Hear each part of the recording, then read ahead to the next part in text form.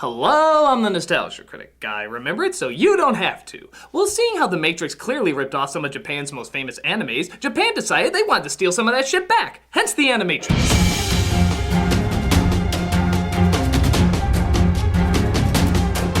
After the success of the first Matrix movie and in between filming the Matrix sequels, several animators and storytellers, including the Wachowskis, decided to get together and do a series of shorts based on the idea of the Matrix. The result is the Animatrix, an anthology that many claim is actually better than the Matrix films themselves. In many respects, they're kinda right. In others, well, let's just say the subtlety of the Matrix mixed with the subtlety of Japan is anything but subtle. So let's take a quick glance at one source material stealing from another source material stealing from another source material. This is the Animatrix. The first one is The Final Flight of the Osiris, a CG short written by the Wachowskis. And boy does it show. Aside from the CGI looking for the most part pretty damn impressive, especially when it comes to human textures, it has all the Wachowski trademarks. Totally pointless action scene? Check. Good looking blands trying to sound important but instead sounding disinterested? Go. Check. Horny sexual issues being explored under the guise of avant-garde storytelling? Double check. The story is the Osiris has discovered a drill that the machines have built to break into Zion, and they have to get that information to Zion as fast as possible. The Matrix, for some reason, is the only way they can get that information to them. Does this technological world hate phones for some reason? And they all end up dying in the process. Sucks to be them? It would be nice if they actually let us, get to know these people so it felt more important when they got axed off. But it's pretty obvious that's not the short's intention. The intention, like anything related to the Matrix, is to be an exercise in new technology and looking cool. And for a short, it does that fine. You don't give a shit about what happens to them, but they look so cool while you're not giving a shit about what happens to them. As a fun little demonstration of cool CGI effects and some neat visuals, it's totally passable.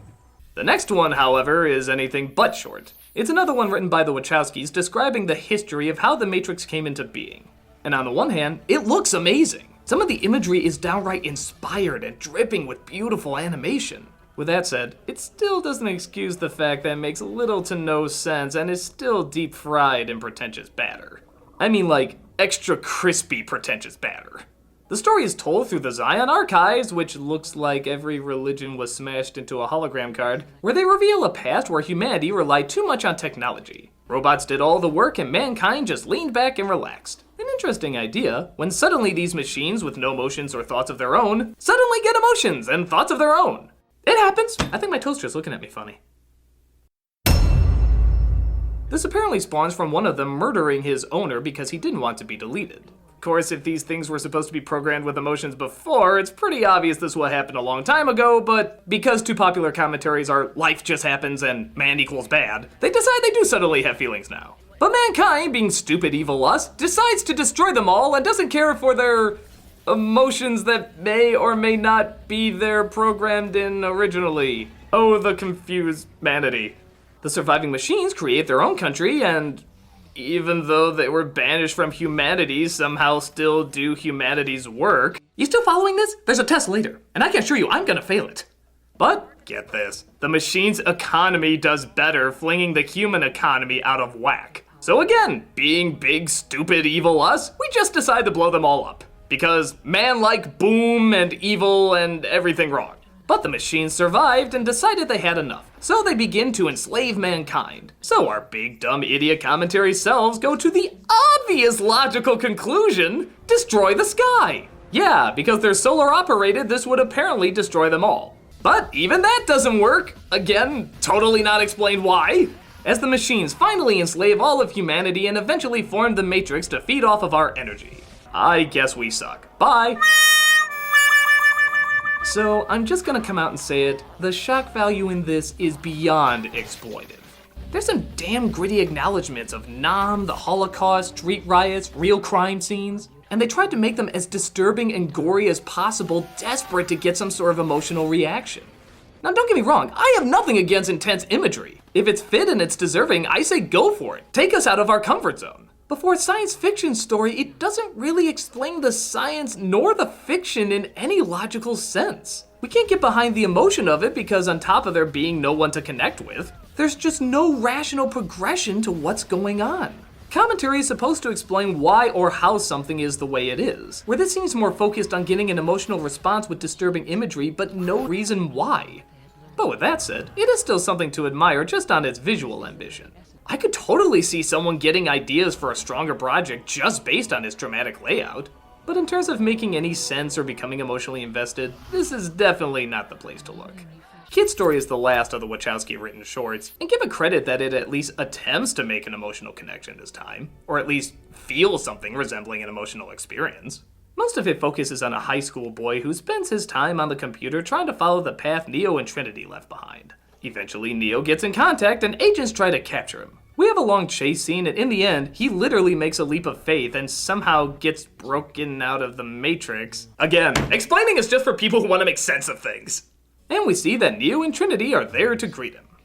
You'd save me. You saved yourself.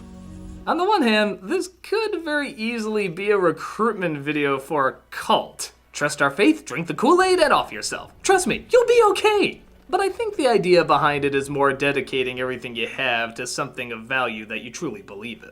And don't get me wrong, it is a little sketchy, especially seeing how the kid commits suicide and gets rewarded for it at the end. I think it's pretty obvious that's gonna press some buttons for some people, but I'm gonna make the assumption that's not the short's intention. The intention is to create an experience of a rush. A rush of the world around you speeding up, slowing down, looking detailed, looking sloppy, and all of it building up to this great big moment of truth. It still makes no sense, but it does manage to capture a true experience. You feel the panic, you feel the intrigue, you feel the fear. You feel like the adrenaline itself is putting you in another world. And as that goes, it's pretty well directed. You can see every sketch and pencil line in every second, giving a sense of life and action knowing that every drawing is done frame by frame. It's not just a CGI puppet that they're moving, every motion is done from scratch, and you can feel the energy off of all of it. That alone makes it really worth watching. If not taken the wrong way, it is pretty impressive to check out.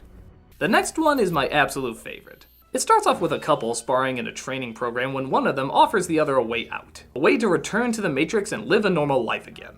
What's real doesn't matter. What's important is how we live our lives. But we can't go back, Duo. We know the truth now. We can forget all of this. Confused and not knowing what to do, they partake in both a verbal and physical fight, debating what's the right choice and what isn't. Running away won't change anything! You're the one that's running away! Stop pretending! This takes up the majority of the short, all leading to a twist ending that I won't give away here, but I personally thought was a great way to finish. This, in my opinion, is what The Matrix should be. Quickly understand these characters, feel their relationship, identify with both sides of their struggle, and both the fighting and visuals match the emotional impact of what they're going through. There's no shock value or forced commentary, it's just watching these two people you sympathize with duke it out through hardship and sacrifice. It's all you need, and it's done to the best of its ability. The artwork complements it great, the imagination is strong, the fighting's cool, and you're with them every step of the way. What can I say? It's hands down my personal favorite. The next one is pretty well done too. Once again, focusing more on an experience than a detailed story, World Record shows an athlete who's about to break exactly that, the world record. But literally, in being so fast, he breaks the chains of the Matrix and actually starts to wake up and see the truth, based only on his physical abilities. It's actually a very interesting idea. The majority of the short is simply focusing on this experience, but once again, it's all you need. You feel the limit this guy is pushing himself to, and you worry both that he'll either wake up and be destroyed by agents, or that he'll fail and not break the record at all. Or even the third option, that he might push himself so far that he might not even survive. Again, it's the simplest things that can be the most effective, and both the pacing and the animation style totally pull it off. It's also an intriguing idea that you can see another plane simply based on physical attributes. It's been discussed before by many, but this one is smart enough to know it's a visual medium and it's better to show it rather than talk about it. And it does a great job in doing so. Definitely worth the time to check out. Which brings us to Beyond, which is probably my second favorite out of the series. Again, taking a very simple idea and simply focusing on the experience of it. A young woman and some kids she stumbles across discover what is simply defined as a glitch in the Matrix. I imagine there's a lot of those with all the plot holes these movies make. But once again, the majority of the short is just them interacting with the glitch. They can make time go backwards, change the weather in small areas, and even slow down the world to see it in all its beauty. Again, the focus is the experience, and it's done with very simple yet connectable characters. It does go a little abstract near the end by hinting at something bad, I'm not sure what it is, but honestly, because it's mostly a visual experience and it's obvious there's parts left open to interpretation, I don't mind it. It's kind of like knowing through all these incredible things that you may go through in life, there's always a dark, troubling side waiting on the other end.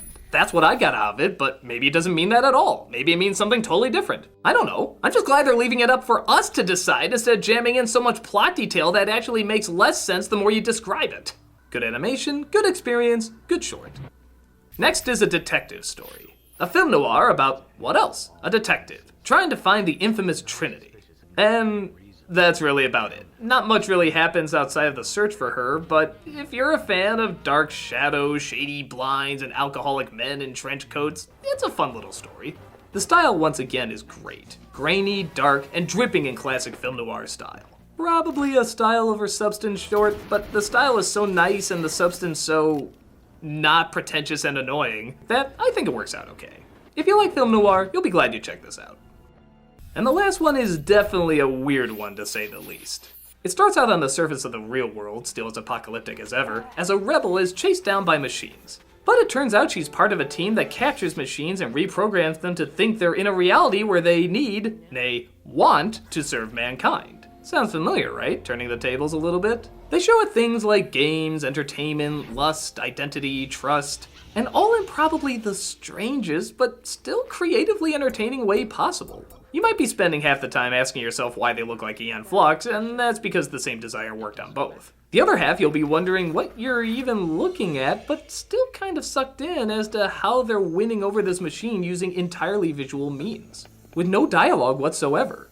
This actually kind of makes sense. All a computer knows is words and numbers, so getting it to understand emotions would be more of a visual experience rather than a verbal one. It's a clever idea with unique layout and a different way of telling its story. And its ending is something right out of a gothic tale or a Frankenstein movie. Tortured, dark, and wondering if the right thing was ever done. It could have benefited from a bit more character, but for what it is and the time frame it has, it's pretty slick and fun to watch. It's out there, but it's definitely a short that brings you along for the ride and makes you glad that you're out there. And that's the Animatrix, and is it truly better than the Matrix movies? Personally, I think it is. True, it does have several bloated moments of self-importance, but I think you kind of come to expect that from the Matrix anyway. The shorts that work really work, and even the ones that don't still have so much artistic ambition and technical wonder that I'd still recommend checking them out anyway. Visually spectacular with some interesting ideas. If you're looking for a bit more substance for your Anna money, this is not a bad item to spend it on. I'm the Nostalgia Critic. I remember it because... whoa. You will never live that down.